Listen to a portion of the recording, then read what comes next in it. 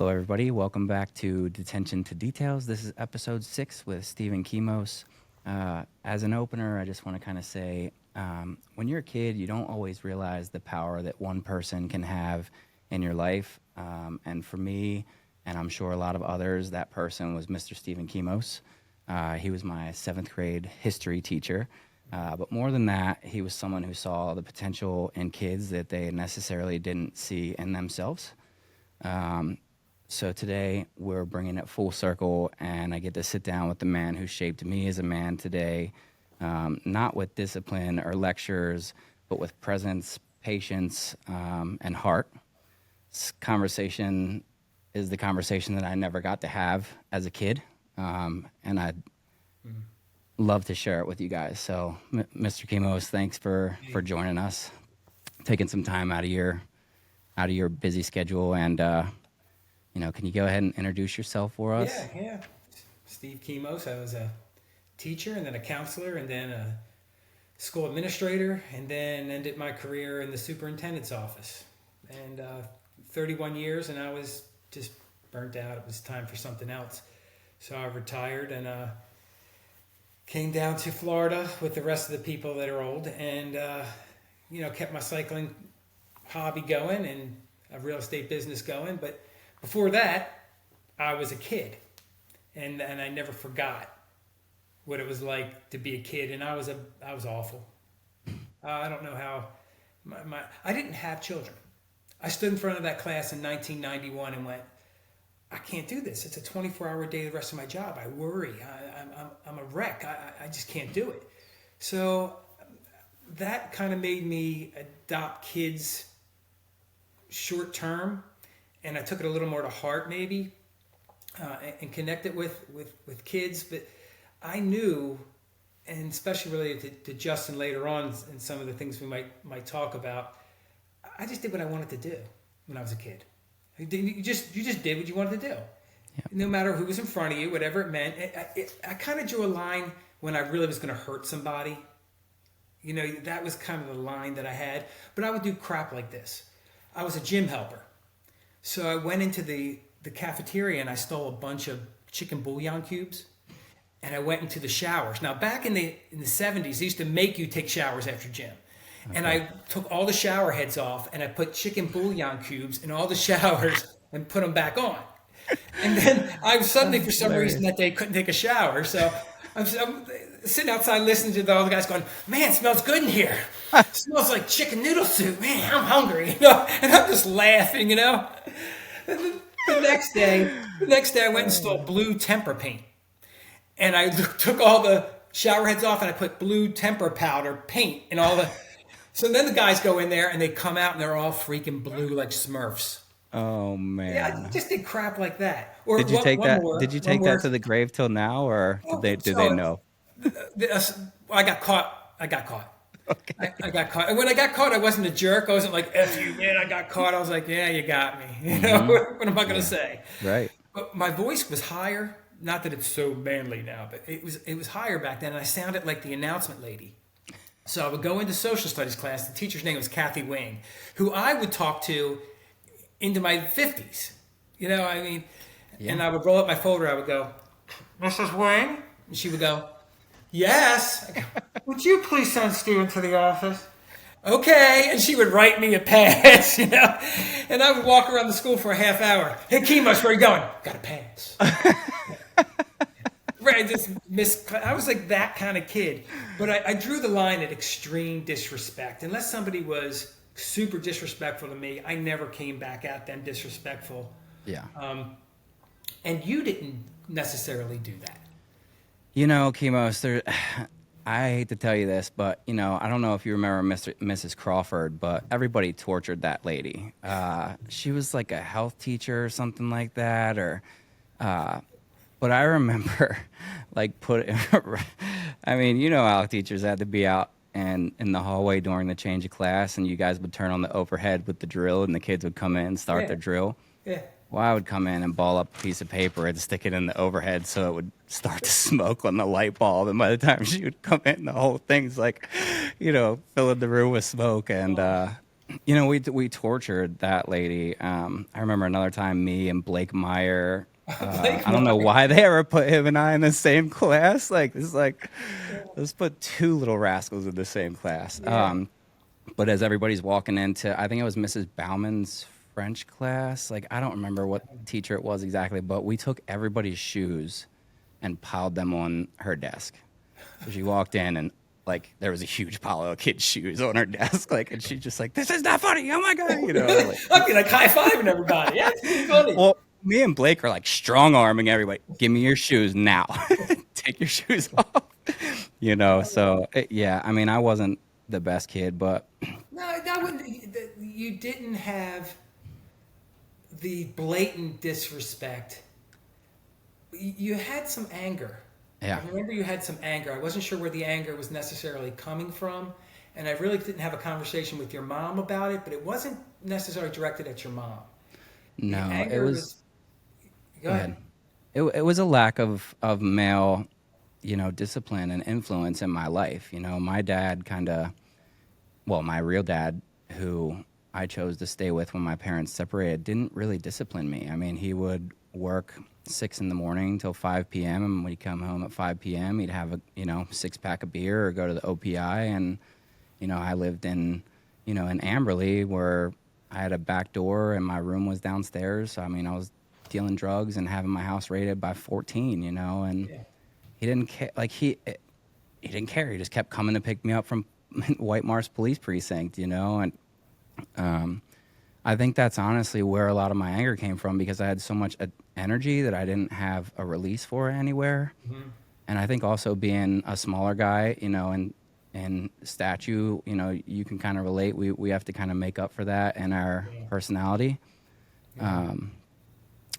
So I think I did have a lot of anger, but it was misplaced anger. It wasn't really anger. It was just confusion. You know how difficult that time is Oh my for goodness. young men and women. Absolutely. When I talk to a lot of the kids, I say, who was you influence? It's mostly their high school teachers, you know, or they'll say, I remember my kindergarten, first grade, and second grade teacher that were Yeah, really sweet. They never talk about their middle grade teachers. dude, you were That one of that the most crucial. Who the influential hell teachers are I you? ever had. Time.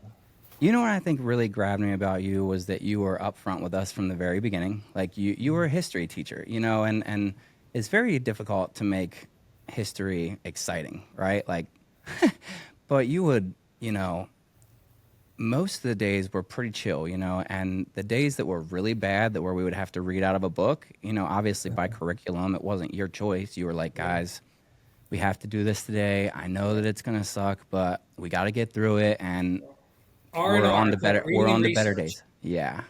And I busted my ass for 3 or 4 good lessons that grabbed kids a week, and then I had to take a day off. Yeah. I had to take Yeah. a day where we kind of read, and so I did all that curriculum stuff on one of those days, and was like, "Man, thank goodness I can just kind of rest a little bit here," because I was lucky to teach in the time before so much competition with social media.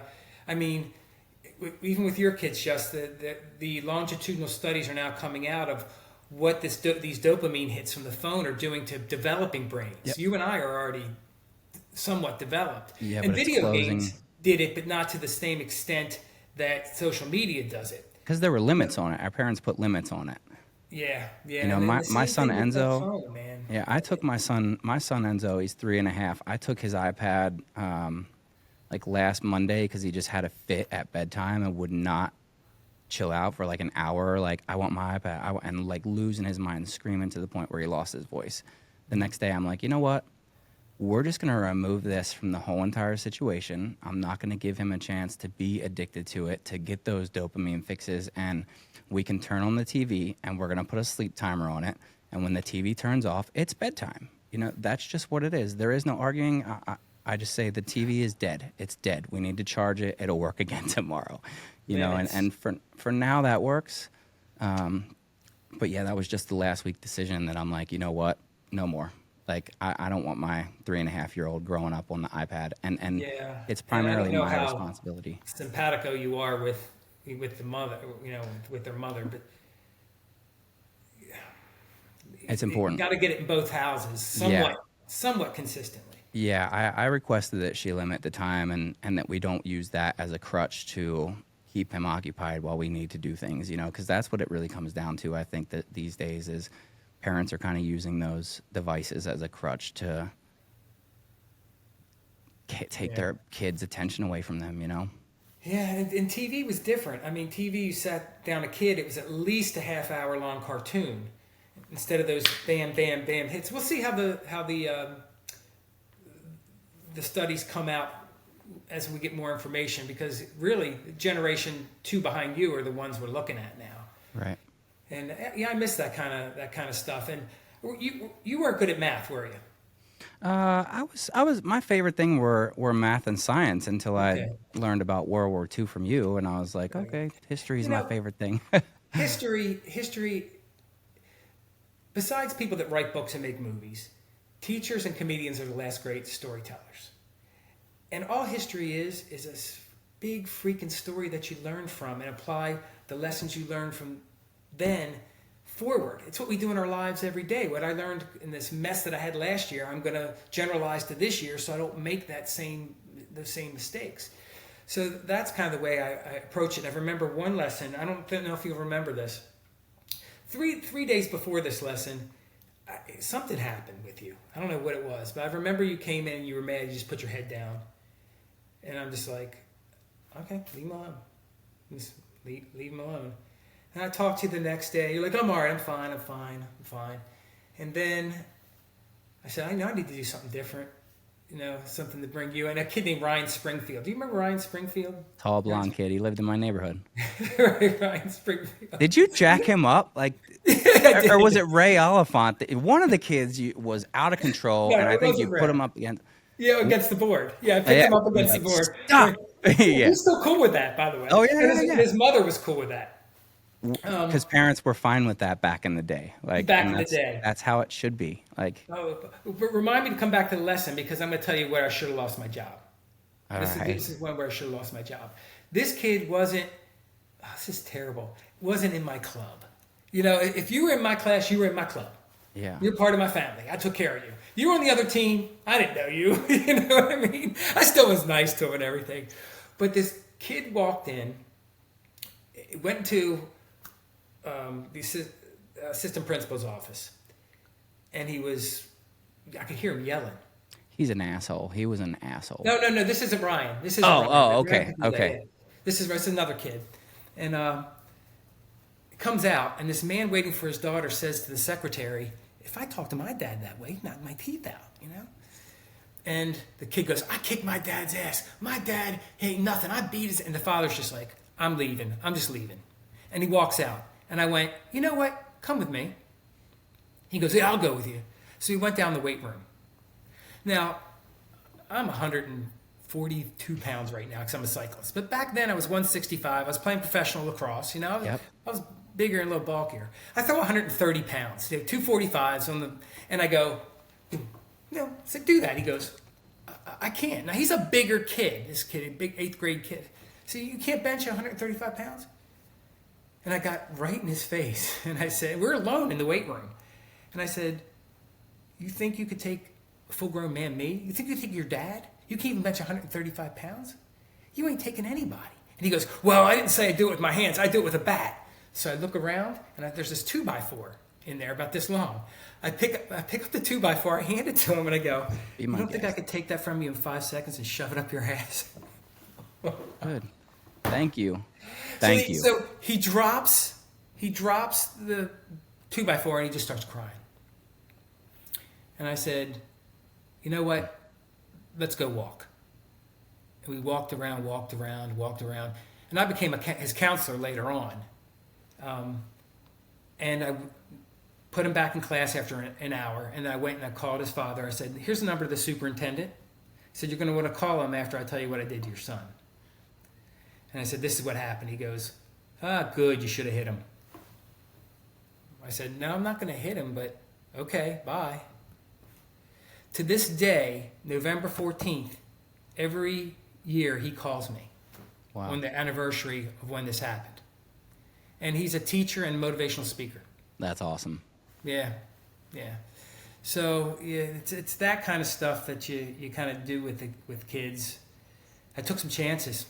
I could have lost my pension. I could have lost everything right there. It Yeah. was wrong. I was I was wrong. No, and you know what? It may have been wrong according to Baltimore County Public Schools handbook, but in the world of what's right and wrong, you gave him a lesson that he never would have gotten anywhere else, or it would have been a lot harder coming from someone else. I'm a cop. Someone else could have beat his ass. I Oh mean, yeah, yeah. you know, like let alone a police officer, like, or going to getting locked up for the day. Like someone could have really served his ass a Oh real yeah, can, you know, yeah, and you probably saved him from that. yeah. And It's bad. you know, I don't think it was until I don't remember hearing anything about like bullies being insecure like when I was in school. I think that's like a relatively new theory that like bullies are really their self-esteem is just low and that you know something's going on inside and that's the reason why they're bullying people. Like it's not just because they get off on making people feel little. You know what I mean? Hmm. Was that always a theory? No, the theory that I kind of held to. Look, a lot of this is still it's psychology, you know, and a lot of it I learned in my master's program when I became a counselor. But I think we kind of lean on nurture versus nature and more nurture because we can control that. We can't really control the nature. But I remember seeing a study when I was in college. This floored me. So they took all these kids from all over the country, all different socioeconomic strata, all different colors, creeds, you name it, you know, and they put these kids in a room with all these toys, all these video games, anything any kid would ever want. And they said to the kids, play with anything. In fact, you might even get to take some of this home. But don't touch the silver ball on the shelf. Whatever you do, stay away from the thing, don't touch it.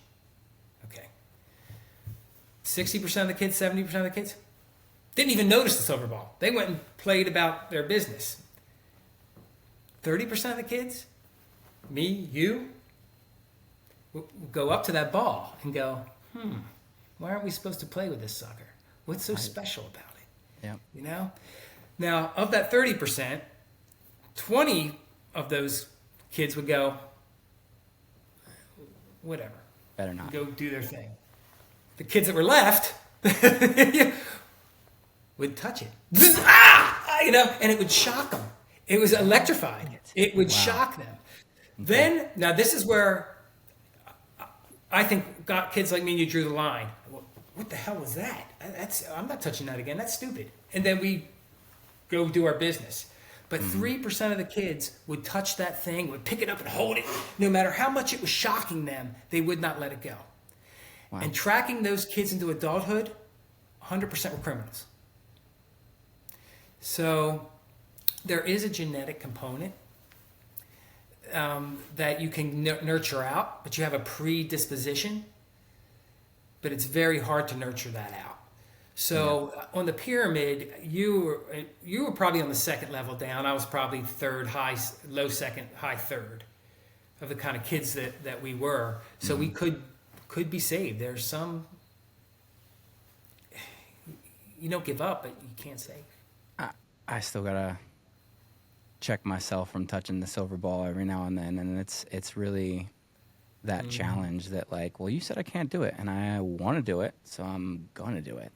Yeah, and if you're told not to do it, Then you really make me want to do it. you better. Yeah, but I mean, see, I was the kid that I was. Hey, come here, check it out. That's the silver ball they said we shouldn't touch.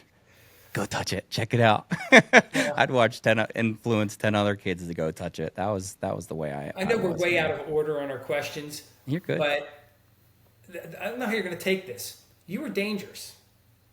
You were 100%. you were dangerous, and I'll tell you why you were dangerous. You were a good-looking kid. You were charming, and you could get most people to do what you wanted them to do. Yeah. And if those powers weren't used for good, those special powers could be used for evil. And did you had Miss Young, right? Wasn't she your English teacher, Miss Young? Was it Miss Young? Or was it no, it was your science teacher, Miss Shalou. Do you have who They was your were both science? hot, right? Yeah, Yeah. yeah. I remember both of them. I remember just come down and she's like, he's a charmer. And I said, yeah, if he doesn't get control, Yeah. he's going to go through a real tough patch no matter what. Yep. But if he doesn't get control of that, he's going to jail. You know, but it wasn't the typical kid that goes to jail because you were smarter than you thought you were. And I had your IQ. I had it. Most teachers are average to bright average, and you were right there at the top end of what a teacher was, like a bright average. And that's another thing that brought me back to realities. I knew sitting in front of those 30 kids that 20 of them were smarter than me. You know, and probably 20 of them were better people, a better person than I was, but they lacked experience. And what I was hoping for you back then was when you had those gifts to use. And by the way, one of your questions that you want, do I expect you to have a detailing business? Yeah. Yeah, there's no way you're going to have somebody as a traditional boss. No. Wasn't happening. Yeah, no way. Yeah, for a short term, maybe, and you would learn from somebody, but you were Yep. going to do your own thing. Yeah. But the other thing that science is showing with kids, and I think that you fall into this, is frontal lobe development. That's where you have your empathy, your decision making, what's good and what's bad. It develops later in Yep. boys than girls, and it developed much later for you and I think I smoked a lot of pot, honestly. You know, Yeah, through that'll do that. it. Yeah, through That'll that delay it. age gap for sure. I remember that one of the I want to ask if you have one of these epiphany moments, but one of them was I got a BB gun, and I would pump that sucker up and pop that bird, and I was out there just killing birds. Yeah. And there's this cute little songbird at the top of a tree. It was a challenging shot, and I lined it up, and I shot, and I see a puff of feathers, and some guy pulling weeds in his backyard goes, "Hey, kid." I said, "Yeah." He goes, "Does that make you feel good?" I never thought about that. And that was the beginning of my frontal lobe developing, you know, where I wasn't, I had something outside myself that, man, that's wrong. They had a right to live. I wasn't eating them. I didn't need to kill them. What's wrong with me? Yeah. So do you have anything like that? Oh yeah. I mean, the first time I had a BB gun too, you know, and I had a big old field behind my house where the bunnies would come out, and you know, it seemed like every time I went out with the BB gun, I could never find an animal. You know, I was this big badass with a BB gun. I was gonna go kill something, and I shoot a bunny, and the thing like does this like rolling thing, you know, like, and I was just like, I went over to it, and I was like, oh my god, what did you just do, dude? What did you just do? Like, and I felt terrible, and nobody had To to this say day, anything you up to remember me. it. Yeah, nobody had to say anything to me. I just was like, you know what? I'm not a hunter. I don't need to hunt. If I am starving, I can hunt, but I don't need to Yeah. kill Animals are an better than animal. people, for crying out loud. Yeah, yeah, And you for can sure. still role play that, Funny story or about a BB replay gun that though. in There your was head, a can't you? when I lived upstairs in our row home in Amberley, there was a street light right out front of right outside of my window. I mean, really close, and it would keep my room super bright. I only had like, you know, cheap little mini blinds. And I was like, oh man, I'm taking this street light out. So I shoot this street light out, thought nothing of it. A couple months later, my neighbor across the street comes over, and he's like knocking on my door. He's like, "Where's your father?" And I'm like, Dad, Mr. Mel needs to talk to you. And he came, my dad comes up, and I went to walk away. He's like, you stay here. He's like, come over to my house. So he took us over to his house, walked us up in his bedroom, like without saying anything. Like, and my dad's looking at me like, what the fuck did you do? You know? And I'm like looking at him like, I don't know. I didn't do anything. He was an insurance adjuster, right? So what did he do? He had triple pane glass. He took a spaghetti noodle and stuck it through the hole in his glass, and it pointed straight through the light post and at my window. Oh, wow. Yeah, so the 3-pane glass, you know, you got a straight spaghetti noodle, point straight where it's coming from. He's like, your son needs to replace my window. Yeah, so I shoveled a lot of snow and cut a lot of grass that year. There you go. There you go. Yep. But But that evil streak, I had an evil streak. yeah, me too. Yeah, and a bit of a revenge kind of thing. Like, don't mess with me kind of thing. Like, I remember, oh God, I remember this kid down the street named Carl Eifert, and we called him Carl Eifart. The kid is still to this day Carl Eifart. He's like 60, you know. And His name. so he told me when I was little that he could talk to animals with his mind, and I freaking believed him. So I was so mad that I couldn't do it, and I was my mom's like, "What's wrong?" I'm like, Carl, he can talk to animals, and I can't do it. And my mom goes, he's lying to you, man. He cannot talk to animals. It's impossible, blah, blah, blah. So I got so mad at Carl that I wanted to get him back. And I was on the side of my yard, and I'm kicking some stuff, and I kick over this board, and there's this dead rat. Like a newly dead rat. And I'm Oh, like, fresh one. light bulb, boom. So I pick up the rat by its tail, and I made a bed for it out of a Kleenex box, and I covered it up like it's sleeping, and I put it in my treehouse, and then I ran back to the house, and I called Carl Eifert, and there's rotary phones back then. You go, Yeah, you're waiting for it to go back. right? And I was like, Carl, I can speak to a rat. You got to get up here right now. He's sleeping, so you got to be real quiet. So I look out the window. Here comes Carl Eifert running up this, you know. So in my treehouse, come on. We go up there, and it's a real rat. You know, it's a real live rat. So I go, wait a minute. He wants you to kiss him. He wants you to kiss him goodnight. So Carl's down there kissing this rat. He wants you to rub his face on the fur. He's rubbing the face on the fur. I'm in the corner of the treehouse going, oh, God. Oh, Carl, he wants you to leave. And Carl left all pissed off. I kicked it out of my treehouse. So I had this like evil streak in me. You mess with me, I'm going to get your back. And that kind of left too as that frontal lobe developed in my later teens. I think I was probably 16 before it really. And then there was a couple early girl relationships that I didn't know what the hell I was doing. You know, all related to all that stuff. You know, I didn't have my first healthy relationship until my wife, who I was married to when you guys. Yeah. And I'd still be married to her, but I couldn't have kids. She wanted to have kids, and I just couldn't. And it was the nicest divorce ever, you know. But I couldn't do it, you know. So at least you're honest. You were honest with yourself and with her, and hard. I mean, yeah. I lost a really good girl. I remember how much you loved her, but you know, we all everything happens for a reason. You know, one door closes and one door opens, or 100 doors open. We can pick which one we want to walk through at that point. Yeah. I'm concerned for your kids in the educational system today, so I'm not sure where it's going. Man, especially out here in Nevada. I mean, it's like I remember when they legalized marijuana here in 2016, almost 10 years ago. They talked about how they were going to use all the extra tax money towards the school program, and that's what ultimately got the votes, you know, and got people wanting, okay, well, we need more money for the school district somehow. What do we do? Like that's one thing, right? But like 2 years later, the tax money like just was still 28% on a dollar for marijuana purchases or for recreational marijuana purchases, but there was no money going to the school off of that anymore.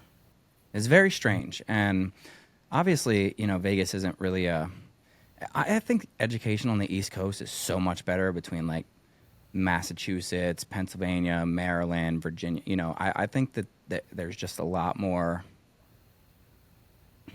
I think it's just older knowledge there, you know, and on the West Coast, I think that people are just thinking more so about like now and tomorrow, and they're, like you said, the storytellers are going away, you know, and we're not getting the real history of what things happen. I mean, news is so biased. You know, you watch. It's really. It's hard to pick and when I was choose. assistant principal. I used to argue with my principal because we would interview teachers, and he would go, "Oh, this one's got a 3.8 from Hopkins and blah blah blah." And I'm like, I don't care. They can have a 2.0 from Towson. What matters to me, Mike, he's a great guy. He knew instruction. He really knew instruction. But I said, I want a teacher that can grab kids and take them somewhere. So, you know, grab their minds and grab their intellect and interest and channel it into something.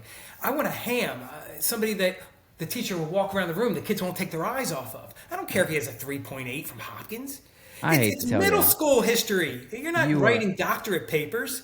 You know, you could be a yeah. half idiot and teach seventh grade social studies if you can you can grab the kids. You know, there's science teacher, there's gym teachers that can't grab kids the way you can, man. And I mean, and I totally get it because I feel like we're a lot alike in that we expect a lot from other people. We expect what we give to come from them, and there's just not people what I aren't built want is like for that. video game designers to design curriculums. That's what I want. Yeah, so that was one of the things I was going to ask you. If you could, put your finger on a subject matter or a general topic that the school districts are missing in public school, or just kind of missing the mark on, what would you say? Well, there's one glaring, two, I was probably three, but glaring things. The first we already talked about. You got to get that person in there with the personality that can motivate kids. Second, you have to have, starting in sixth grade, maybe ninth, a subject where the kids come in and they, through taxpayer money, sorry, and I'm a middle of the road guy. I lean a little bit to the conservative side. I get it, but use taxpayer money, and they all open accounts. They open 3 accounts. They open an S&P 500, a Roth IRA, and a stock trading account. And this class goes from 6th grade to 12th grade, or you can go 9th to 12th, I don't care. And they actually learn how to grow money. And unfortunately, it's going to be locked where the kids can't get to it until they're maybe even 55 years old. Right. If I could do that with every single one of them, with taxpayer money of $250 per kid, Yeah. every one of those kids would have a incredibly stable retirement when they couple it with their Social Security. Yeah. So I'm setting kids up with $250 in 6th grade, teaching them how to grow that money, and then they're not going to be able to touch these accounts. And they'll open their other accounts as they get older and do their own thing with money. They'll learn from this one demonstration, but it will always be there. And when it comes back, So once they go into class, they check the stock market. They do make trades. They lose even. I mean, right. That's not done. That's not done. You know what that's done? That's done when the kid happens to have a rich dad, and the rich dad teaches the kid. Yep. My dad. So would you say the class would be more investment or more money management? Both. I don't think there's enough subject matter that's understandable at the earlier ages. Right. Where in high school you could probably break them up and really dive into each one differently. Bitcoin and everything. I mean, I'm thinking that should probably be, Yeah. it should be a class soon. I mean, because it's Yeah. huge, and people are making millions and billions of dollars off of it. And if you don't get on it, you're going to get left behind. Yeah. And I'm going to kind of get the kids away from gambling and more into thoughtful gains and losses. Right. Who knows? But that's totally missing in our school system. And then you need the people that can take them there. That's totally missing in our school system. And it's partially because I would have come to a crisis, but I had a good pension. Year 25, when you do a good job as a teacher, next thing you know, you're assistant principal. Right. So maybe if they paid assistant principal money to stay as a teacher, you would get those people to stay. But now the pensions aren't as good. The health care isn't as good. I mean, this is not a brag because you can go Stephen Kimo's Baltimore County Public Schools retirement and hit it. It's public record. Yeah. That I get near $80,000 a year in health care for nothing. Yeah. For working 31 years. The new teachers don't get that. Now, all these people that my buddies were making big money. To me, in that time, 100, 150, 200, 250. But I stayed the course because I knew I had that pension. Yeah. And I knew no matter what, I would have that for the rest of my life.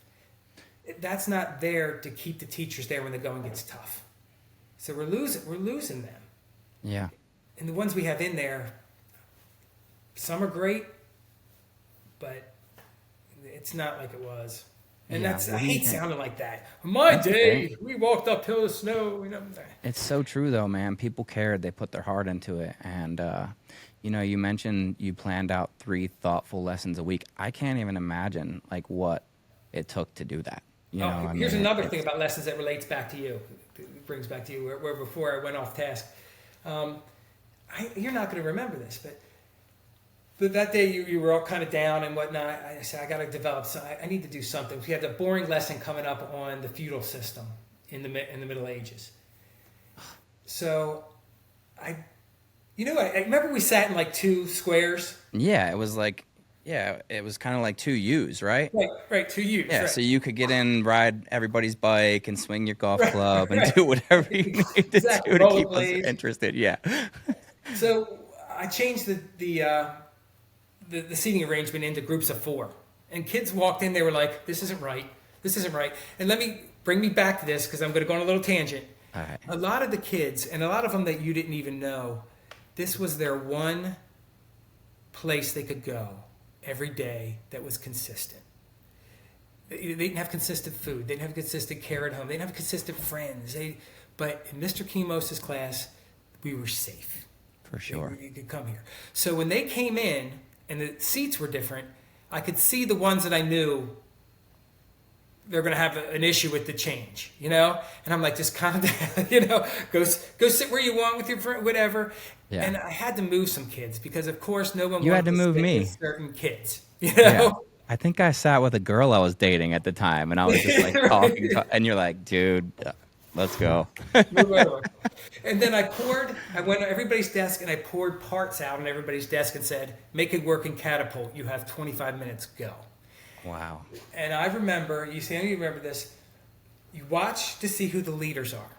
Now, the leaders aren't the kids that are loudest. They're not even the kids that are making the decisions. They're the kids that set the criteria for how the decisions are made. And that was you. So that was you. And I don't know if you remember Jamaica Braxton, Jamaica Blocker. Mm-hmm. Those suckers too. As I watched, they were in different mods than you, but different periods. But I remember watching them too. They set the criteria for how things were going to go going forward. They were the true leaders. And that was another thing in my head that made me say, he's going to make it or he's going to be dangerous. He's got the charm, he's got the good looks, he's got the smarts, he's got the leadership. What's he going to do with it? I fumbled it for a little bit, but, Until found it. that frontal lobe kind of kicked in and you had the right nurture parts thrown at you. Yeah. Becoming a dad changed my life, man. I knew it. Really did. That was one of my questions here. One of my questions was, did that change you?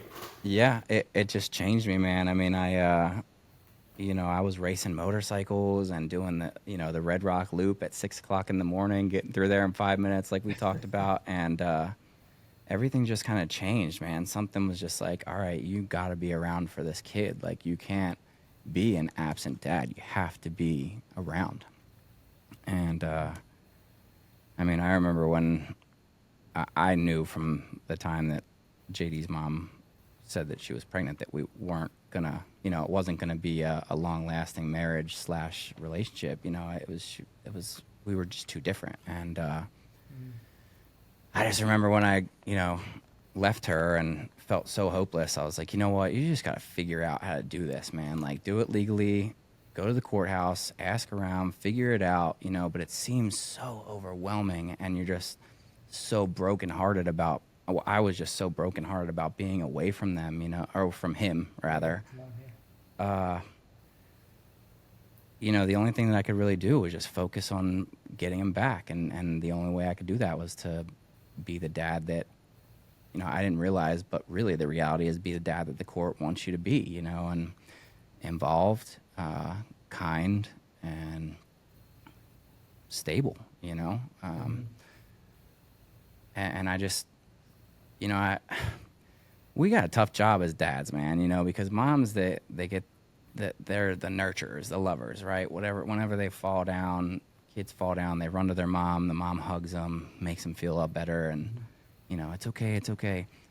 The dad has a job of like picking them up, dusting them off, and saying, "You got to get back out there. It's going to happen to you over life." And that's been a struggle in and of itself. Is that I always tell myself, like, you're not raising children, you're raising two men.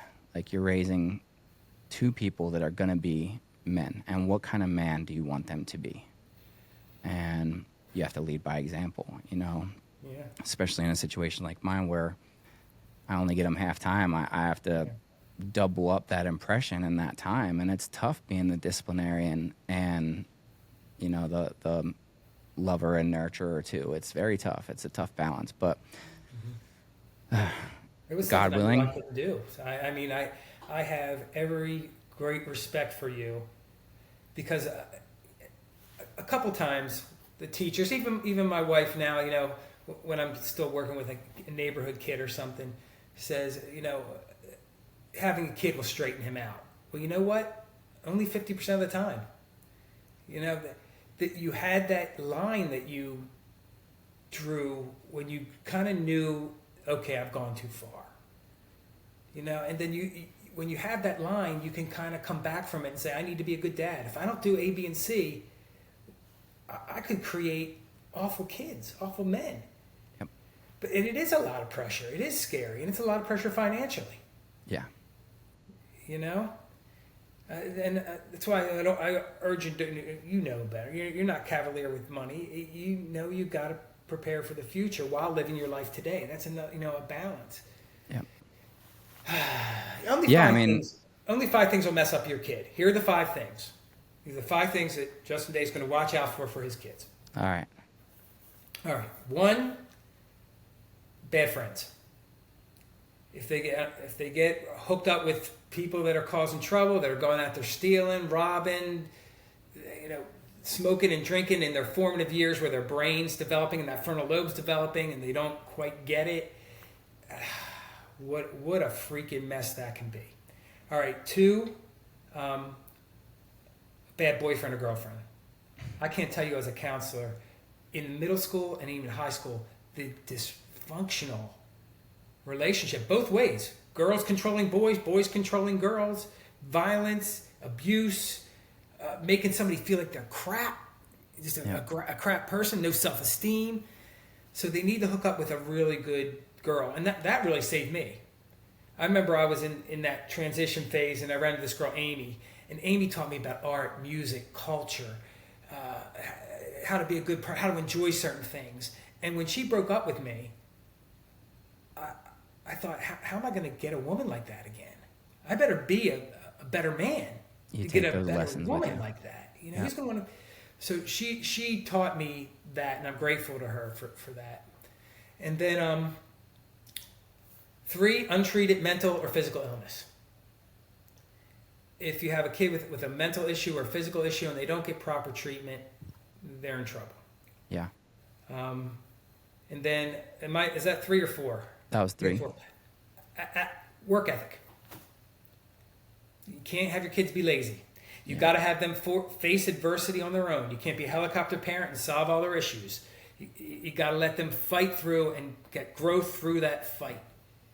And make sure that laziness, sitting there playing video games, blah, blah, blah. Some of my friends started getting, hey man, getting high might cause you to lose some motivation. You get high too much, man, Yeah, whatever. Still living in their mom's basement. 60 years old, still living in their mom's basement. That's not everybody. I mean, there's some kids that that I know, and kids I was a counselor, went and did heroin twice, and were like, you know what? I'm never doing that again. I'm done with that.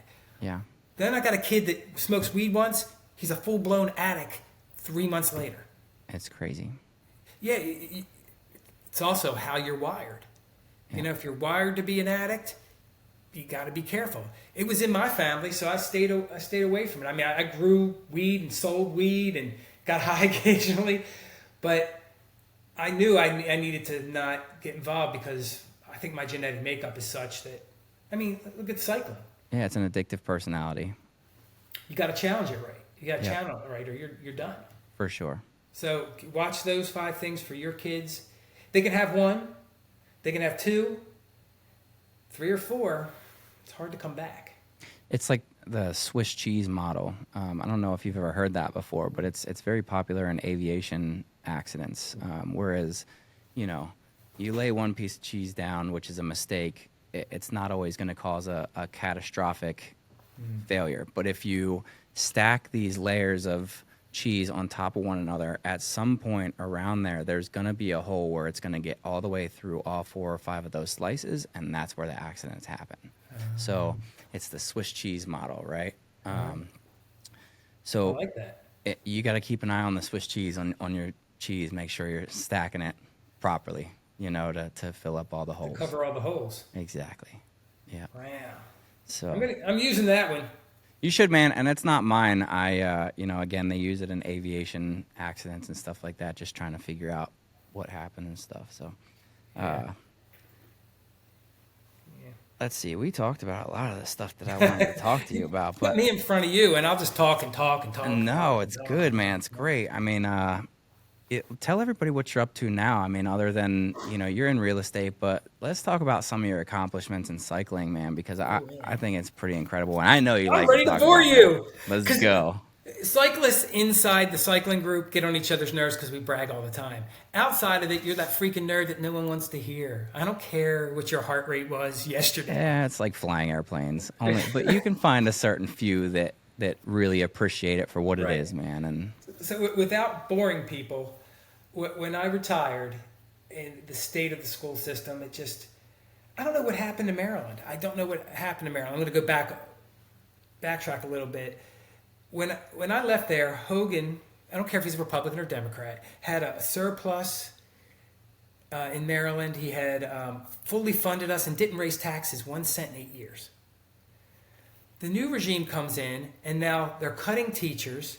They got the largest tax hike in history, and cut the school system budget.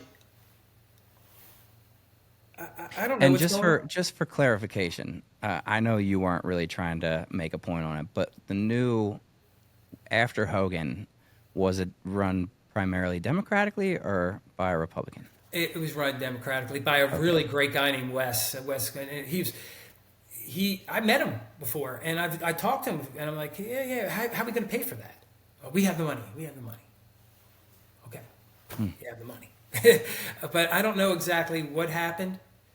And it's not a Democratic Republican thing. Like I would say, Clinton was a fiscal conservative, and he balanced the budget.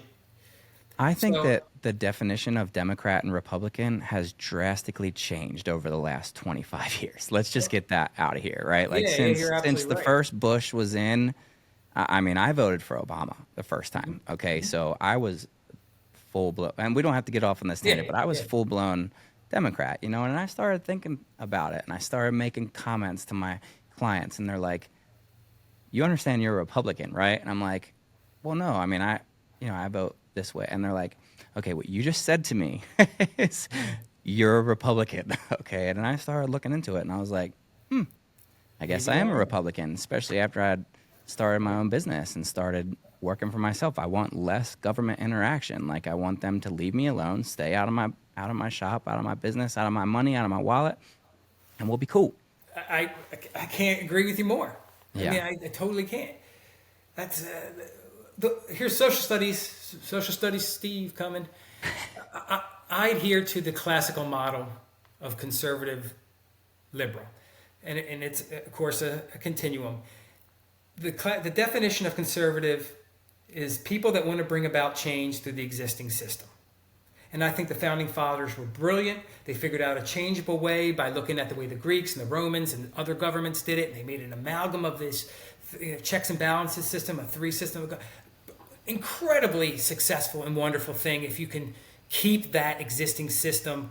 And it's changeable. It's not, we're going back to the 50s. No, you need to change and move along as time goes along. Liberals want to bring about change through new systems. All right. Through a different system or new systems. On the far end, you have revolutionaries, and then on the far other end, you have reactionaries. On the conservative end, like I said, I'm a middle of the road guy, but I believe change should happen through our existing system, which makes me a conservative. Right. That makes sense. So bringing in the socialistic stuff sometimes doesn't make sense to me, and I get kind of caught up in there. But anyway, that's social studies, Steve. I So think that's where a lot of us get confused, is that they make it seem like if you stand one way on one topic that you have to agree with your party's agreements or stance on every other topic, but that's not the case, especially not in 2025. We're all different. We all got different values and morals, and it's impossible to make all of us happy at the same It's time. not Ravens Steelers. No. That's what it is. I'm going to back my team no matter what. No, if Right. my team does something stupid, I'm going to say my team does something stupid. Yeah. You know? I do that with the Ravens all the time, just so that's clear. Yeah, I give him $499 a year to so I can watch the Ravens on Sunday Ticket. Thank you. Yeah, NFL. exactly. You know? Man. She can't Anyway, stream that now. It's 2025.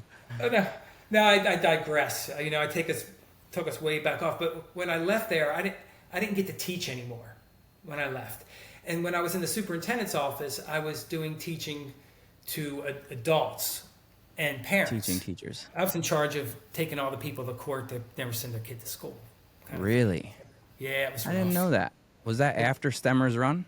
Yeah, that was after Stemmer's run. Okay. Yeah, I was the court liaison for Baltimore County Public Schools. So anything Yeah, that that is happened tough. at that level, yeah, I had to deal with it. And it was some really bad stuff. And I was bringing it home. It was driving me nuts. So when I left it, I'm like, what do I do? What do I do? And my wife's like, look, cycling is what you're doing. I get it, but it's not enough. You need to engage somehow. So my buddy had a real estate business, and he's like, you can teach people about this area where you live and how cool it is. And if they don't want to, and I have a pension. So the cool thing about the whole thing, Justin, is if they don't buy a Extra money. house, I don't need their money. I don't need to send my kid to college. I don't need to pay a mortgage. So I'm really there to teach. Yeah. And it's really cool to teach again. I put them in my car. I take them around to all these really cool things in the Treasure Coast of Florida, and then help them get a house if this is the place for them. So I love that. But besides that, cycling. We're going to cycling. All right, ready? Yeah, let's see.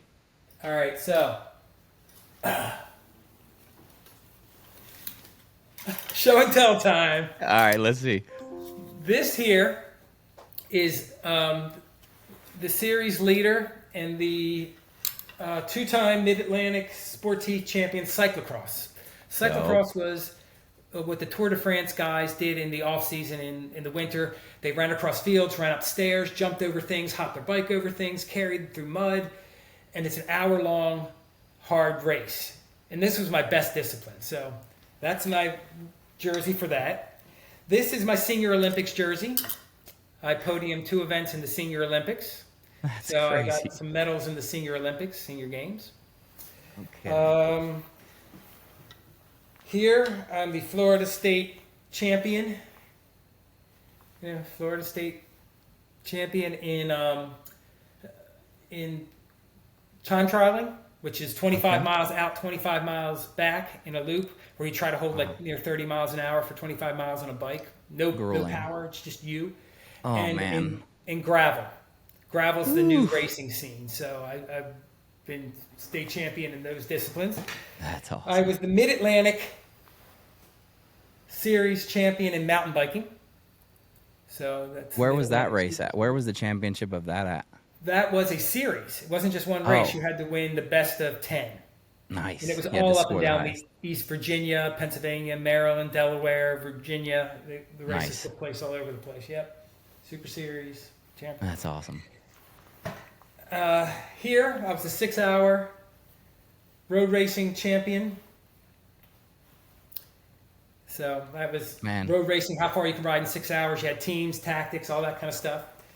And then this was the 2015 Richmond World Championship Amateur Exhibition Race Champion. So they had the World Championships in Richmond, and I went down to race the amateurs the night before. Okay. And this is the only racing story I'm going to tell. it's all these guys that don't speak English. We get in this Peloton, we're flying, and drafting. You totally understand drafting, how you save Yep, yep, 30% when you're behind somebody. yep. All these tactics.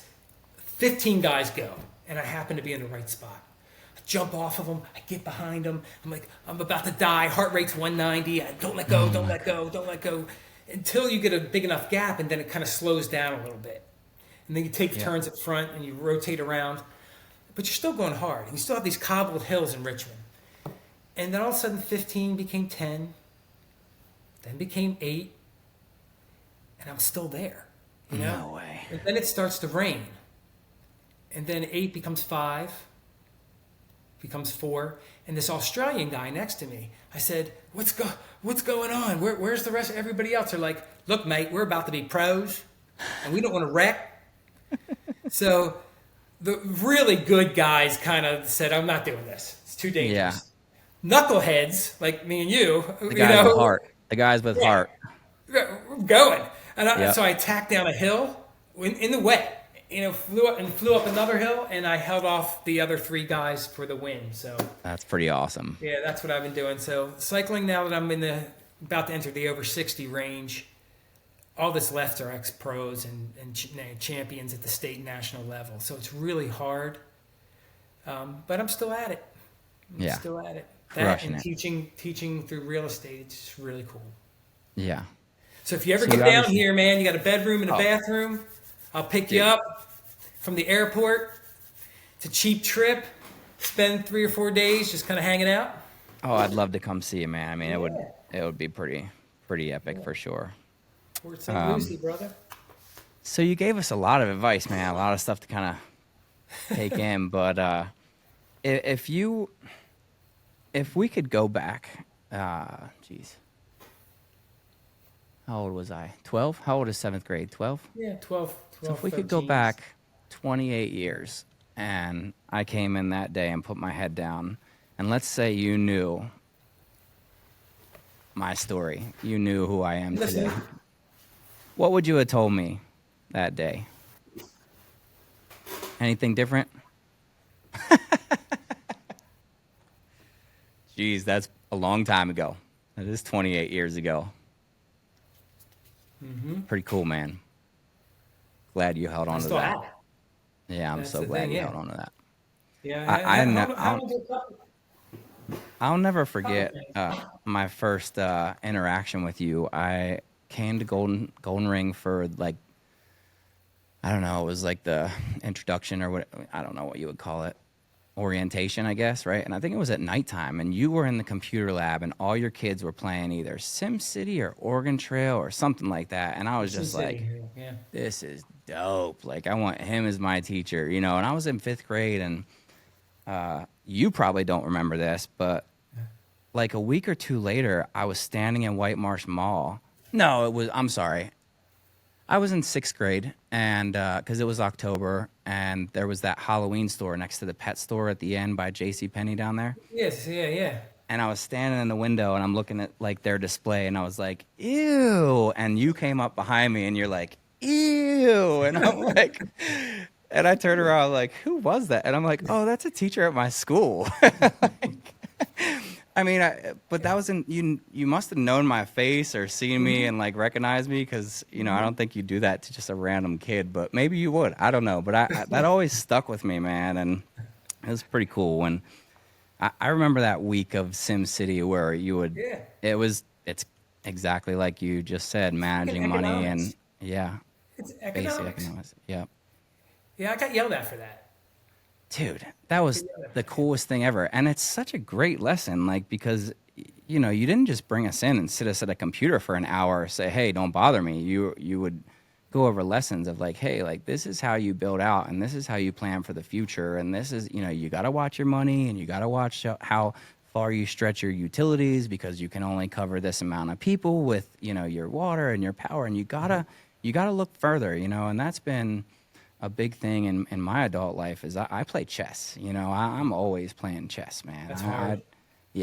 But it teaches you. It's a discipline that teaches you, like, you have to pay attention to what's going on, and you have to think 3 or 4 moves ahead, because you're never going to get someone in checkmate off of just move by move by move. You're never going to do it. You have no plan, you have no direction. It's just a dream at that point. Like, man, I'd really love to get this person in checkmate, but putting it into action and figuring out, like, okay, I need to get this piece somewhere in this position without it getting taken, and then I have to focus on getting this piece into a position without getting it taken. And it gives you, it gives you that multiple avenue visual, and I don't even know how I'm able to play the game because my ADD is so bad. But when I sit down, I think that, my ADD, I can be very distracted, but I can also be hyper focused. And I think that's where I excel in chess, is that I'm just hyper focused on everything that's going on there. But there's always a next move. Yeah. Until there's not, and that's the other great thing about chess, is like, if you lose, it's because you did something wrong, and it's a tough life lesson. It's like, if you win, you did, doesn't necessarily mean you did everything right, but you made the right choices eventually, and you capitalized off of other people's bad choices, right? That's the game of chess. And, losing is like, okay, well, I got to look back. Most of the time, when I lose, I make a move, and as soon as I take my finger off it, I'm like, that was a stupid move. Yeah. And it's like life. Once we take our finger off it, we can't take it back. And it's like, Yeah. in school, the lessons would come first and then the tests. But in life, you get the test first and then the lesson comes after. And The whole thing is, what do you learn from that, and can you generalize that to other situations and not make the same freaking mistake over and over again? yeah.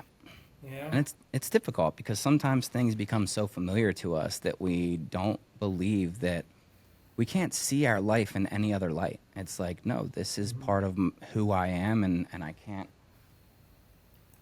And then it sway goes from back to it. my 5 things, and I worry about your boys.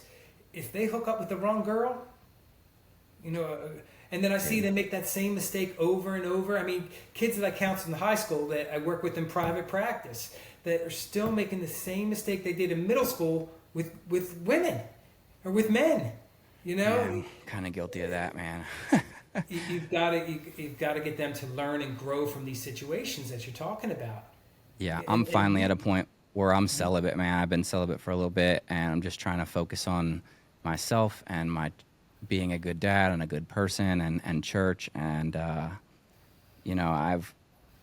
miss like sexual relations, but yeah, I don't miss like the emptiness that comes from like an empty sexual relation. It's yeah, not worth it to me anymore. It's not a stroke to my ego. It's more a hit to my heart. Like, because I finally am at a point now where I really enjoy sleeping in my own bed alone, mm-hmm. and I there was a time where I never ever thought that would happen. I thought that I had to have a pretty girl in my bed to validate whatever it was that I think I am, right? Mm-hmm. And Is the now door it's totally like, closed? Are you totally closed on if you meet somebody that would make you better and your no, kids no, better? that's the thing, is that, you can't move on to the next chapter while you're still in the last chapter, if that Uh-huh. makes sense. Yeah, And, of course. when you tie yourself up with empty, needless romance, you don't really leave the door open for a real, genuine connection. Um, I think to myself, like, yeah, there's probably a wonderful girl at my church, single mom that we'd fit. But I don't walk into church looking for her. You know what I mean? I'm like, hey, maybe someday she'll find me. Who knows? And maybe not. I don't know. But I'm not going to stress about a relationship with the opposite sex right now. When I first got divorced, I went pretty ham, man. I went crazy on all the dating sites, and, Yeah, me you too. know, and it felt fulfilling at the time, but at the end of it, when I looked at myself in the mirror, I'm like, dude, what are you doing? You're like using these women for your own personal Hmm. dopamine fix. Like, Well, when I did it, there wasn't the Tinder. It was Match.com and eHarmony. lucky you, because your number probably would have been Oh, multiplied by a yeah. few. So that was still going on, Yeah. but so I'm a big fan of a really legitimate dating site because there's no work involved that can F everything up. There's no alcohol involved, that you're not out at a bar. People aren't setting me up. Where people set me, they go, really? Really? You think You that would know? really? Yeah. You know? And so you got to sit back, and for every 10 emails where you think someone's attractive and you like what they wrote, you might get one back. I mean, and that's a good ratio. Yeah. So I went on 52 dates before I met my wife on Match.com. Now, this is Wow. 22 years ago. Wow. We've been together 22 years. And I said, hey, I'm heading out with my buddies to Federal Hill. If you don't like me, you might like one of them. Come on out and hang out with us. Bring a friend. Okay. She comes out. We start talking. She's got this little waist, you know. I'm like, oh boy, don't talk to them. Talk to me. Talk to me. She lived in Annapolis. You know, I was up in Bel Air. So it was, for the first year, it was kind of tough. Right. But I was past where you are. I needed to switch, and I just flipped that switch to I need to date this girl. I need to find this girl. To go, you know what? I don't care. I'm just gonna look at cool chicks and that I think are pretty, and if they want to go out with me, and that's what I did. And the second I flipped that switch, She showed that's up. when I knew I was ready to actually meet a girl and have a good relationship. I was her second date Wow. on Match.com. She said she got so many emails, she put them in a yes, no, and maybe pile. And just pure luck, I emailed her at a time where she could email me back.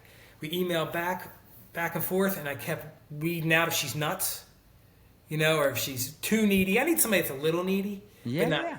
crazy needy. Provider. Yeah, so I'm like, I think this will work. Nice. And then I asked her out at that bar, and then we went on a coffee date. Dude, I can't tell you how much money I spent at dinners before I just said, I'm not doing that anymore. Bro, I know. So I got anyway, catfished a couple of times. You did. Yeah, bro. They show up and they look nothing like their picture, I'm like or they're a dude. looking at my phone like, this is not you. Like, wait, this is not you. The filters, man. I'm telling you, that's a wonderful story, because then dating apps were actually legitimate, right? And now, dude, with the filters and everything and the lighting, that you can make yourself look so different. And then you meet the person and it's like, wait a minute, like, did you not think that I was ever going to meet you in person? Like, what is your goal? But my question is, what is your goal for making yourself appear like something that you're not, if you're actually trying to attract a genuine relationship? Don't you I've think asked that like question to people. that would be like me putting myself out there like I'm a business owner and a pilot and a single and blah, blah, blah. And it's like showing all of my great things that I can offer you. Like, I mean, might as well just put like, I'm a garbage man. I work for Republic Services and never married, never had kids. And just see who comes, right? Because it's Right. like your advertisement is what draws people into you anyways. And Yeah, there needs to be truth in advertising. But I've Yeah. asked that question to some of the girls I've counseled over the years, and because the answer that comes back is, I'm hoping that if I can get them in the door, if I can get them talking to me, that they can see what a great person I am inside and forgive me for that lapse of a little bit of misrepresentation. for sure. And I said, you know what, that might work, I don't think so. but at a little bit of misrepresentation. But when you put down that you're 5'10", 140 pounds, and you show up and you're 5'2", it's too much misrepresentation. Right. You need to change that tactic, because you're not going to get somebody that's going to want to take the next step with you, even for a second date. Yeah. You So know? here's the funny thing about like small town and dating sites. Well, I live in a huge town, right? Vegas Okay. is massive, but it's a small town, okay? For the locals, there's a bunch of people coming and going from the strip, but the people that actually live here and actually work here and actually want to find a partner here, it's actually pretty interesting, right? So we have Facebook dating and Hinge and all the other ones, right? And then now we have Facebook groups. Are we dating the same guy / girl, Las Vegas? That's great. Which I happen to end up on. Oh, God. What happened? It's just, girls are, everybody's doing the same thing. We're all just kind of dating around and seeing where there's a match. And, girls and guys, they'll get insecure and think, things are starting to go good with a person. They'll get insecure. Something will set them up. They'll get a trigger or whatever. And, next thing you know, they're on, are we dating the same guy, Las Vegas, looking for you? And now you can even post on Facebook as anonymous. So you post as an anonymous member, isn't, hey, this is so and so. Does anybody have any info on them? And then 4 or 5 girls chime in like, "Oh yeah, we went on a date one time. Oh yeah, he ghosted me. Oh yeah, right, yeah." Thankfully, like most of the things that people said about me was made Okay. no big deal. You know what I mean? But it's like it takes the genuineness out of all of it. It's Yeah. almost like it's not like fishing in the ocean. It's like looking in one of those little blue baby pools and like trying to figure out which fish swimming around this pool can you reach in and snatch. It, it's really ugly, man. It's not a pretty thing. Dating is not as, and again, you spend a ton of money, dude. Like, Yeah. and I wouldn't want to go back, especially it's near 60. no. To go back into that freaking world, please nothing happen. I have a great relationship. I'm telling you, she is the most consistent person I've ever met. That's No awesome. ups, downs, bitchiness, craziness. She's always kind, a little bit of snappy, here, but always kind and considerate. I would die for that woman. Yeah, I well, I got would hope so. incredibly lucky, Yeah. not only on the physical end, but on the emotional spectrum. I got lucky with her. So Justin, you would, if you heard something happen, you called me, you might put me in a mental hospital. That's if I lost her, because I don't know what the heck I would do. Yeah, know? man. Well, I would be there in a second, with you, but hopefully we don't have to worry about that. Yeah. I Well, my life truly think that expectancy is 78, so I got 18 years. I think you have more than that. You're a pretty healthy guy. You got a healthy You never heart. know, man. I'm out there on those roads. You Well, know. Yeah. Yeah. yeah, exactly. Let me say something about this dating thing that Yeah, for you in the future. All the studies are very consistent. You can hide a personality disorder for 2 years. You really can't hide anxiety and depression. They're out there, and everybody's got them. I don't care who you are. You can be the most healthiest person in the world. You've got some level of anxiety. You have some level of depression. And yeah, most of people are in the normal range. Unless you get the extreme bipolar depression or extreme anxiety, OCD kind of stuff, those neurological disorders, the pathology can be managed. People get better. They get better through medication. They get better through treatment, relapses. The wave is like this, not like this. yeah, Personality disorders do not respond to medication, really don't respond to therapy, and they can hide them. Borderline, histrionic, narcissistic personality disorder, Yeah, they absolutely. are freaking evil diseases. They're rampant nowadays too, man. Oh my They're God, rampant. it's awful. So me and you talk in 3 or 4 months, and you say, "Hey, I'm dating this chick." I'm going to say, "I don't want to hear that you're marrying her for 2 years." Yeah, no, that's not gonna happen for sure. Yeah, but after 2 years, you pretty much, the studies show you know what you got. Yep.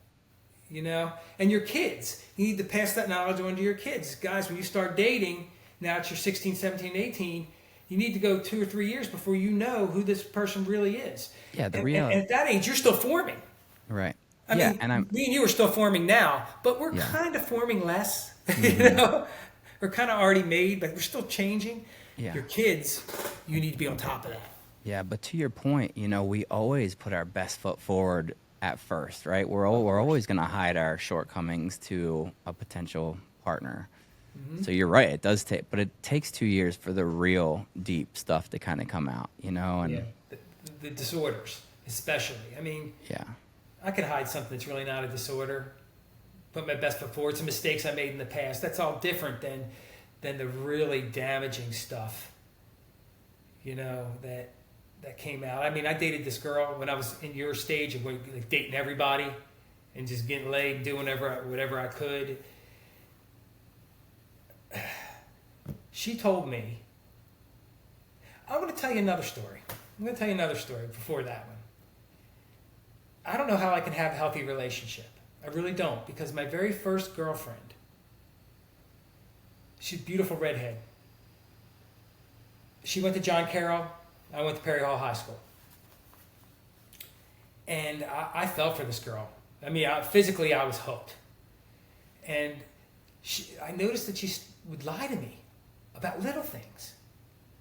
Now, I dated her for 2 years, near the end of my high school. Now, 2 years then is like 40 years now. You know what I mean? Mm-hmm. And she would go, I'd say, what are you doing? She'd go, oh, I'm eating ravioli.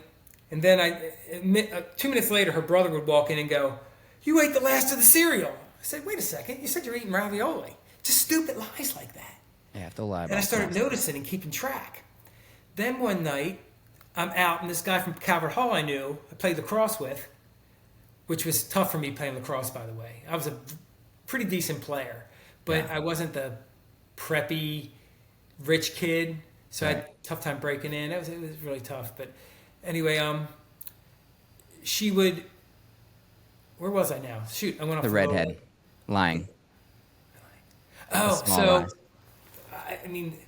I'm out, and this lacrosse guy, we're talking, we played against each other, and he said, you still dating that redhead? I said, yeah. He goes, she just had sex with Mike last night. This guy, Mike Newth. I'm like,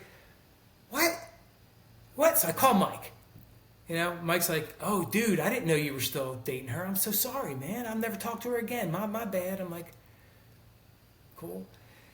So I'm at my job, Woodruff and Lothrop and White Marsh Mall, in the restaurant there called The Wharf. And I'm cooking. And this waitress comes in and says, your girlfriend's on the payphone.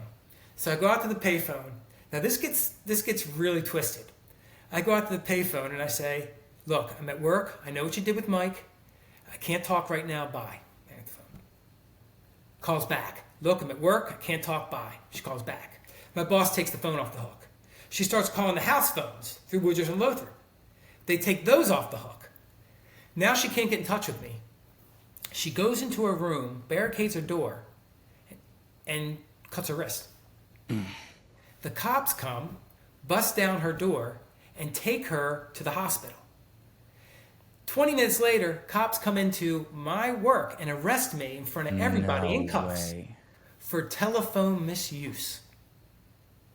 I don't know what she told them to make them come get me like that, but my parents had to come get me out of jail, and I didn't talk to her for like 3 months, and then we went to arbitration. We went to some kind of like arbitration kind of thing. Mm-hmm. And I'm sitting there, and the judge said, well, what happened? I said, well, she lied to me. I found out. I couldn't talk to her. I was at work. That was it. Then a waitress came in and said the same thing. My boss came in and said, yeah, I heard everything. That's exactly what it was. So now it's her turn to talk. And I'm like, oh my God. What's she going to say? Yeah, what's she going to say? She goes, well, I lied to him, and he found out, and he didn't want to talk to me anymore. The magistrate or judge, he goes, is that it? She goes, yeah. Her father, Justin, his face turned blood red. He was boiling. He stood up in the room and ran at me full speed. And I'm sitting on one of those wooden library chairs. So I slide off the front of the library chair, grab the back of it, come over top, bam! Hit him right in the forehead with it. Blood is squirting out of the forehead. You know how head wounds bleed. Oh, yeah. Some guy waiting on a case jumps on me, and some other guy jumps on him. He's like, put him in jail, restraining order, restraining order. Put her dad in jail. Jeez. Gets more twisted. Because I'm a stupid kid, and it was easy to have sex, I started talking to her again. Oh, no. Exactly. Oh, no. So we would go out and hang out once a week, have sex, that's it. Then it became once every 2 weeks. Then it became once a month. Then nothing. 3 months later, she calls me and says, I have a boyfriend. Oh.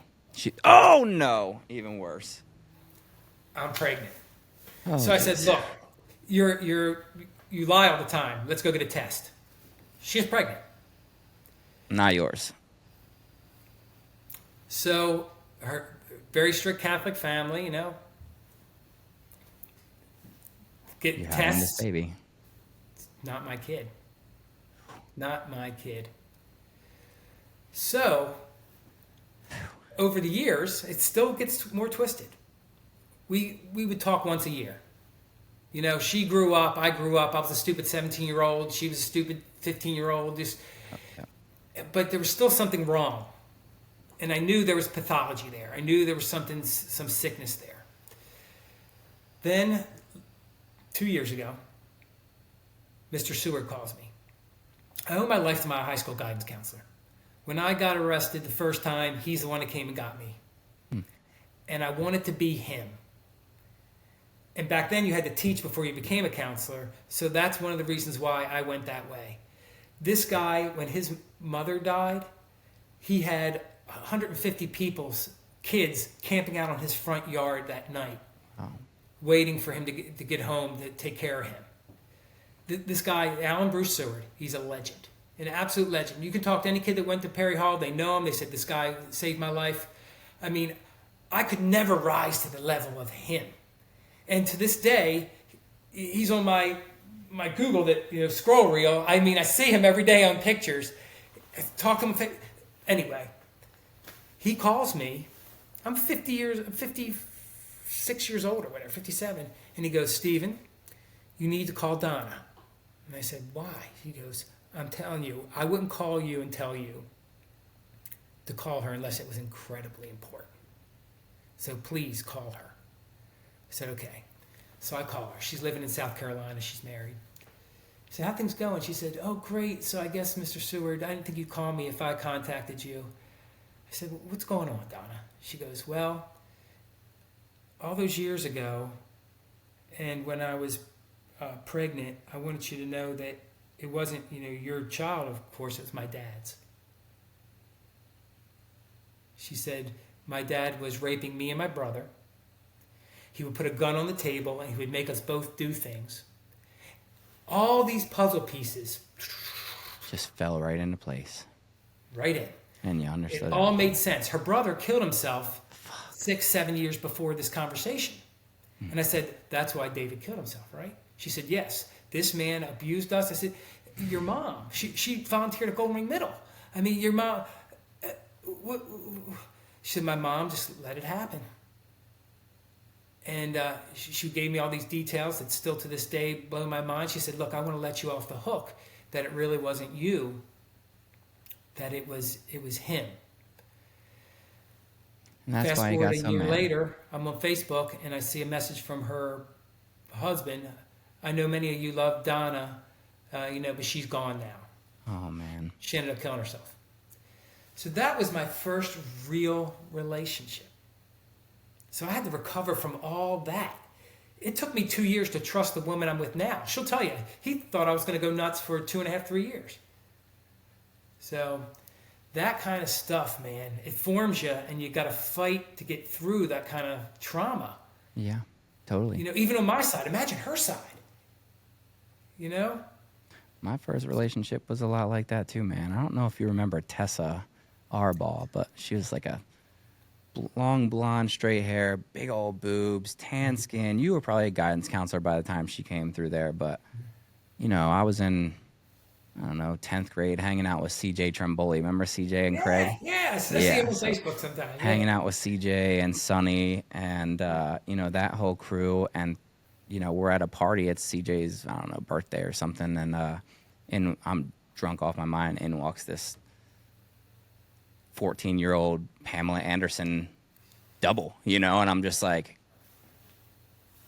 who's that? Oh, yeah. And, man, I ended up escaping from boot camp, stealing a car, driving back to Maryland, all to be with her, man, just to be with her. That's why I got thrown behind the double fences for so long, because I escaped from the 60-day boot camp because I didn't think I could be she was sending me like pictures of her like in small skirts, like getting ready to go out. I'm headed to the beach this weekend, blah, blah. And you don't do that to somebody that's not able to get to you. You don't. She didn't understand any more than I did at the time, and what's crazy is that like her and I first tried ecstasy together.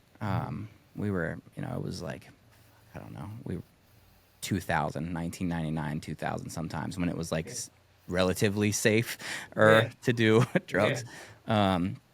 And I remember CJ was so mad at me. He came to my house and like wanted to kill me. He's like, "You gave her ecstasy. What the fuck's wrong with you?" Blah blah. A couple weeks later, I was selling her mushrooms, and it's like, and it, everything was fine and good. And her parents kind of blamed me for getting Or her growing up. involved in, well, just getting her involved in all that stuff, right? And mind you, I escaped from boot camp. Yeah, exactly. I You're one of escaped the from boot five, camp. buddy. Yep.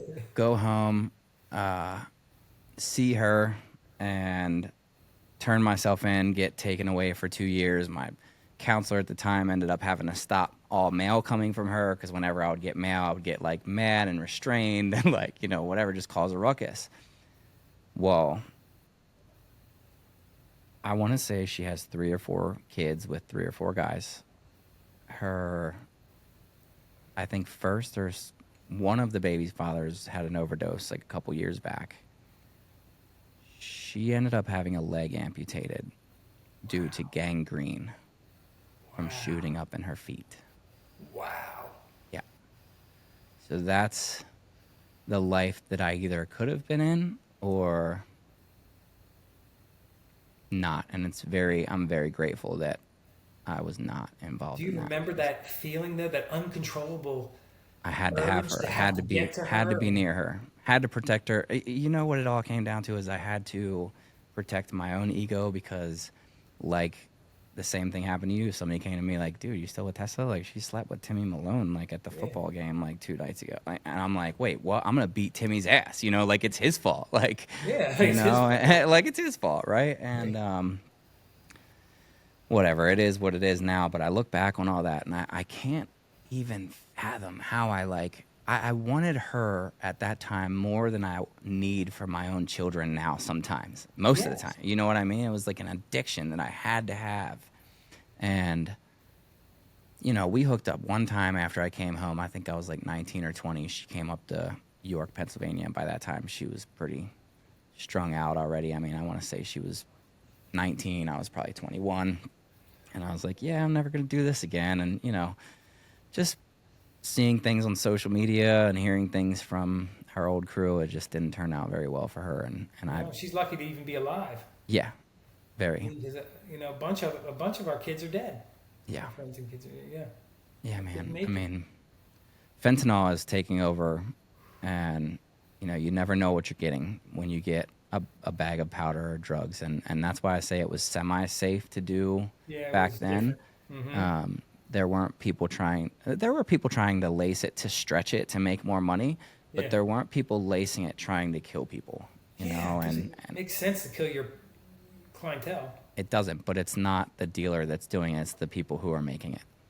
The Yeah. people who are making it, it's not coming from here, it's coming from overseas, but it's an effort to kill our people and get them addicted to narcotics. I mean, you do fentanyl one time, you're like, you're probably hooked. I mean, I thank God I was so allergic to opiates that I, never got into it. But Yeah, you're a lot right. of my friends did. And a lot of my friends went through recovery.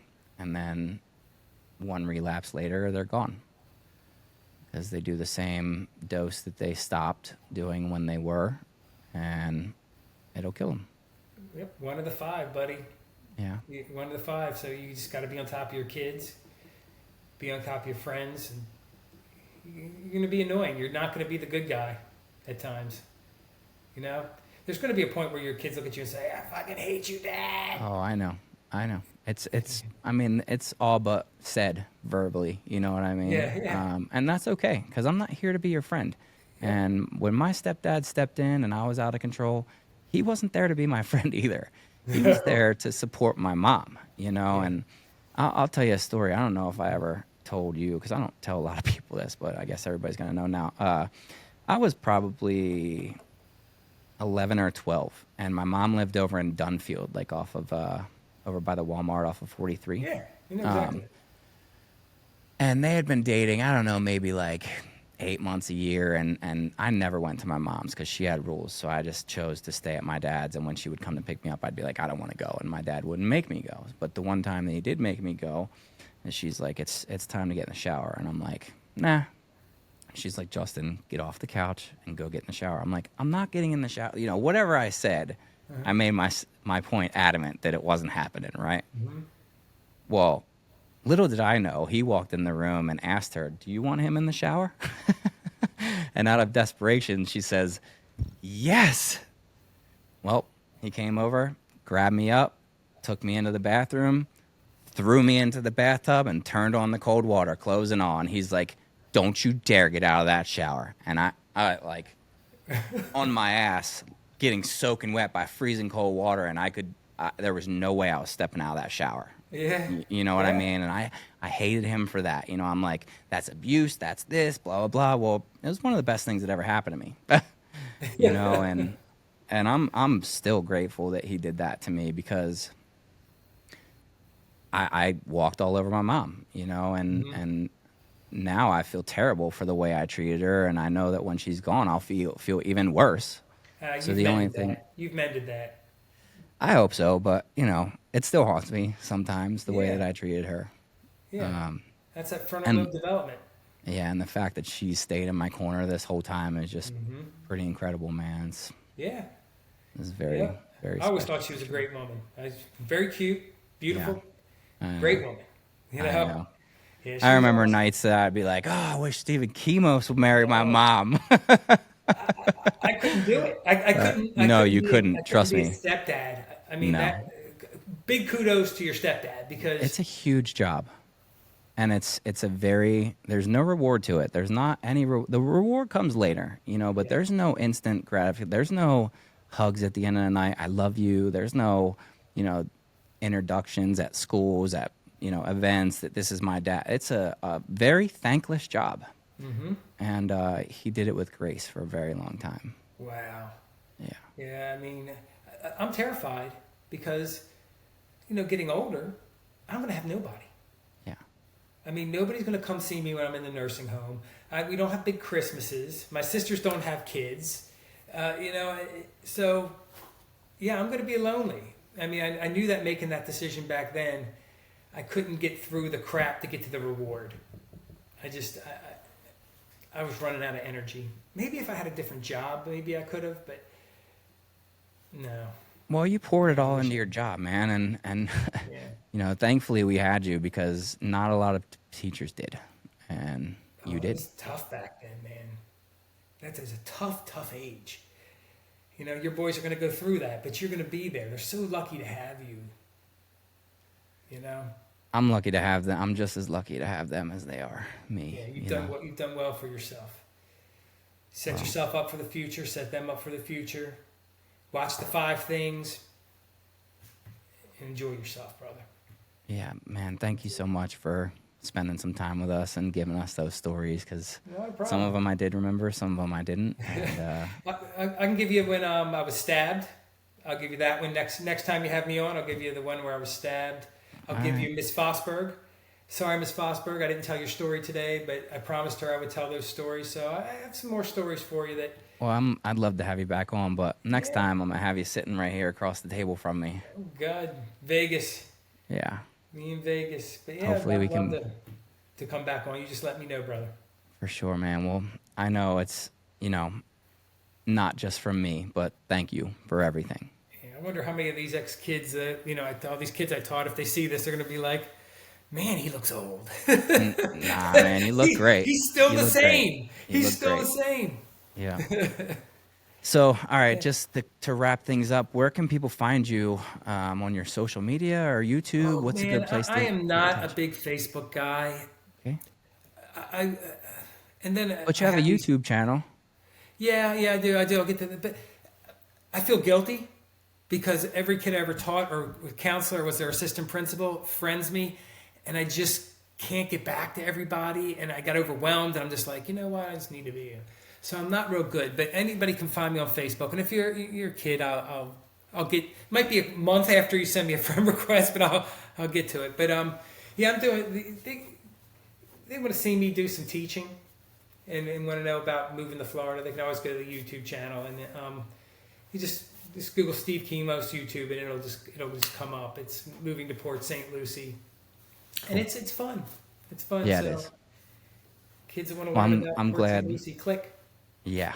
I'm glad you're living a fulfilling life, man, staying healthy and, in a happy marriage, and the puppy's just super cute, man, and Yeah.